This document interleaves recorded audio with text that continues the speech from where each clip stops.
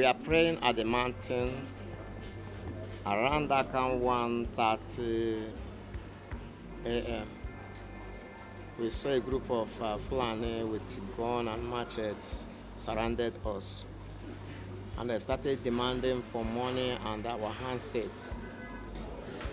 I don't pray it happens to even any of my enemy because it was very horrible. How did it happen? We were on the mountain, so all of a sudden what I had was stand up. If you shout, I fire you. In Hausa too, that was how they were saying it. They say if you shout, I fire you.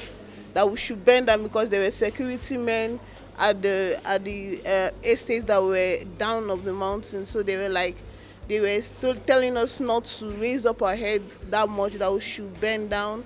So they took us to a certain place and told all of us to lie down. I was the only female among them, and they asked me to stand up and asked me amongst all of them which of them is the biggest pastor. And I told them that nobody is the biggest pastor. Everybody came their own individually. And the man told me that if I lied, that he was going to fire me. I told him I was not lying because I was hearing Hausa. I started speaking Hausa to him. I told him I was not lying, that what I was telling him was the truth. He said, does anybody here have money? I told him I don't know because everybody came their own separately. So he said I should sit down and asked me what of my phone, because where they took us, they did not pick our phone there. So he asked me where is my phone. I told him I don't have phone. He said I was lying, and he pointed the gun at me and said I was lying, that I have phone. I told him I don't have phone, that I was still a small girl, that I don't have phone. Then the other guy, there was one that just came and he was like about to touch me. Then the leader of the gang now told him that he should not try that nonsense. He said he said it in Hausa that he should not touch me. So he left me and he tied two others, and the other guy wanted to tie me. The leader asked him not to tie me, that I was a woman. So I don't know what they did to others, but they just took us separately, and others that they did not take along, they left them. So when they took us, we were going.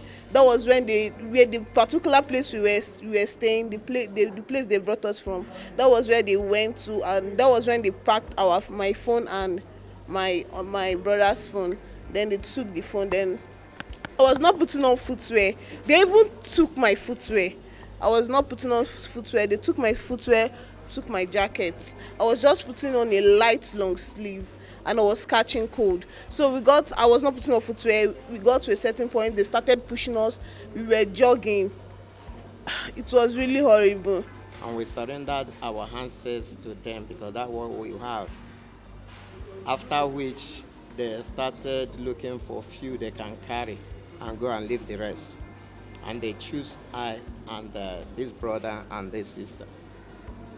They tied us and they went away with us, with our phone and other things. We trekked all through the night from Karimo Bush down to Gwagwa Bush. When we get to Gwagwa Bush, that is where they tied us and covered our faces and lie us down till daybreak. I told the guy to leave us and we do prayer in the morning. He said, no, we go shout, people will hear. I said, no, we do silence prayer, which we did. And after which, we noticed that he is making call. While he was making call, because the other ones we are speaking with Hausa, that they are going to bring Aruna to come and carry us to Kaduna Road, where their camp is, before demanding for money. So, as we notice that it's only one that is remaining, this brother now opened his hand and stand up. Before you know it, he took off. So that guy went after him. Then before he come, I lose myself and they lose this sister and we left. He pursued us. So I slowed down because I wanted this sister to go far. He followed me. As he was following me, I now run. He wanted to hit me, fall. Falling is like he was dislocated before he began to cry. We begin to walk inside bush, me and her. We came different direction. This one came different direction. Two of us came different direction to Guagua. We boarded Keke Napep back to Karimo. And they're coming back to, let our people, the people we left, that this is what happened. They said they went and reported the matter to police, and police came. They met us, and they see at the scene, and we went to the station, we gave statement.